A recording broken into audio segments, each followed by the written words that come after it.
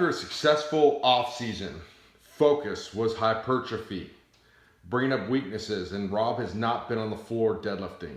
He's been working strongman events and things like that. So if you're interested in that, go back and see some of the previous training sessions of Rob. And now the question that you probably want to wonder is, how does he transition back to the floor? That's what's going to be accomplished today. You're going to see that during this workout. So starting off here, warming up with the safety bar squats. And the reason we're doing the safety bar is just so we can keep that squatting pattern in, because he has a full-on squat day. His second day here is reinforcing that movement pattern, but taking off some of the stress off of his shoulders and elbows. Rob is training at the legendary Big Tex Gym.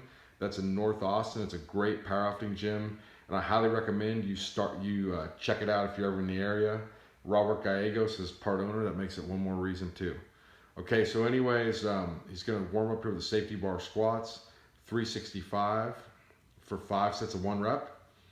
Just doing a 30-second rest interval on after each set. And basically, I mean, this for someone like Rob, this is more like a warm-up. This is almost like, an activation type of drill, because it's so light and easy for him. Looks great here as he transitions back to regular squat. Did a lot of Hatfield squats. So the other day, he's back to the straight bar now. Very much looking forward to the battle brewing down in New Orleans in November with Rob, Josh McInnes, Dominique, and all these guys coming from all over the country to battle it down in New Orleans. It's going to be a fun show. And so here we go. Let's see how Rob finishes off here. Looking really good so far. And boom. Obviously, it's extremely easy for him, but he looks really good doing it. Reinforcing that movement pattern. He's not blowing it off, making it easy. So deadlifting now. So you saw how Rob warmed up there. He showed you his warm, because a lot of times people ask how to warm up. We've done a video on warm up for powerlifting. And that's, as I always say, warm up is more of an art, not a science. The science is you got to do it, and you see different people do it. So I explained how I like to warm up in that fireside chat. Go back and see the video. Now you're seeing how Rob is warming up here. So he goes from 225 for 5, 405 for 2. However, keep in mind, Rob warmed up for the safety squats first, and he did 5 sets of safety squats. Also keep in mind, we're in the Lone Star State, so it's going to be over 100 degrees, and humidity is about 80% or so, so it's going to be a lot different. So people always need to keep in mind when they're warming up as to what the temperature they're training is. So most of these hardcore gyms in Texas, if you're going to train at one, you are going to train with no AC. So here we go. So 625 here. Rob's back to the floor, and we're training singles.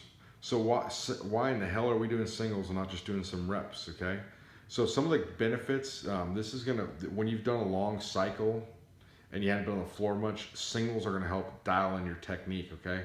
That is your sport. Powerlifting is a 1-rep sport. And it's funny, people used to always say training with singles is unsafe, but somehow, like, doing a rep max at 90% is safe. Those guidelines that were NSCA textbooks were written by people that have spent a hell of a lot more time in a lab than actually thrown around the pig iron. So they need to put down the damn test tubes and pick up a barbell. That's another, sorry for the tirade there. Okay, so some of the singles guidelines and benefits here. You want it to maximize this and really dial yourself in here. And this is we're talking about deadlift here, but this would really hold true for any lifter trying to, gain limit strength. And you want to perform the singles in a compensatory acceleration style. The method made popular by my mentor, the late Fred Hatfield. And this is a process of putting maximum force into each rep. So as your leverage improves, you compensate by moving the bar faster for the full range of motion. Concentrate on your technique. Singles build technique. Singles also force neural adaptations for your competitive lifts, like deadlifts. In other words, you lift 1 rep in a contest, so you get more coordinated at lifting 1 rep. And especially when you're doing something like all these strongman events, it's a good way to dial in fast. Okay, so also keep in mind, varying, when you're doing a singles program, you want to vary the weights. Working up to a 1-rep max is great, but lifting 15 singles at 80% of your max, a 30-second break is, the old argument was just demonstrating strength. Try it. That's dead wrong. You will get a great workout from it too. So, and then the way to add weight to singles is, you don't just think about piling more pig iron on the bar. That's the most obvious way to progress, but you have to look at also manipulate rest intervals, the number of sets, things like that. So, furthermore, if you're, for some, athletes trying to stay within a weight cast, singles can be good for helping gain strength without adding a ton of muscle mass. I know, most of you guys after hypertrophy, that is something to keep in mind for some people that have that goal. So that's the benefits of basically training with singles. And these workouts are hard. That's 15 seconds. I mean, so he hadn't been off the floor at all. So he's going basic. So Rob went 15 singles. He actually did 16. He miscounted with a 30-second break. It's over 100 degrees. We're in Texas. So this is where you got to be tough. This is, where Rob's basically saying, it's the Thursday night, the mobile home turned, the mobile home turned redneck bars, having the dwarf throwing contest. Things get out of hand. You're on the wrong side of the bar. There's 15 peckerwoods in front of you. You don't know what it's going to hold. You just need to punch and move forward. That's how you got to take these singles. It's got to have that same sort of tenacity and get after it, just like that.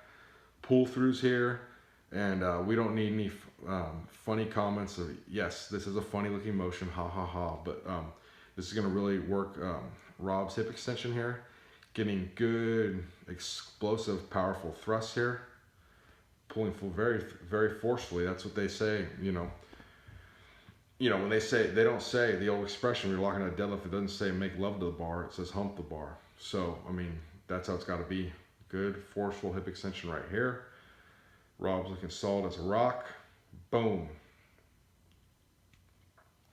3 sets there. So now we're going to suitcase deadlifts. Okay, these are pretty easy for Rob. We're going to work it up here. So these, we're going to go, these are a good way to build grip too. So basically at the end, so when you do you get to the end of if you're going to do set of 3, 5, whatever, at the end, hold at the top from anywhere from 5 to 10 seconds. This is a great way to build strength. And obviously this is, a great core builder too. Try it if you've never tried it before. And this will help him be really stable when he gets under those heavy loads. And these are extremely hot and hard in this Texas humidity. Boom. Like clockwork. Hold that last one at the top. So that, then you don't have to spend some special day training or grip. There's, you kind of want to look for, a lot of times you're training grip, these kind of Swiss Army knife like exercises. They might not be the exact best ones for that particular purpose, but they do serve a great purpose. And make sure you like, share, and subscribe these videos, please. I'm looking forward to big things from Rob.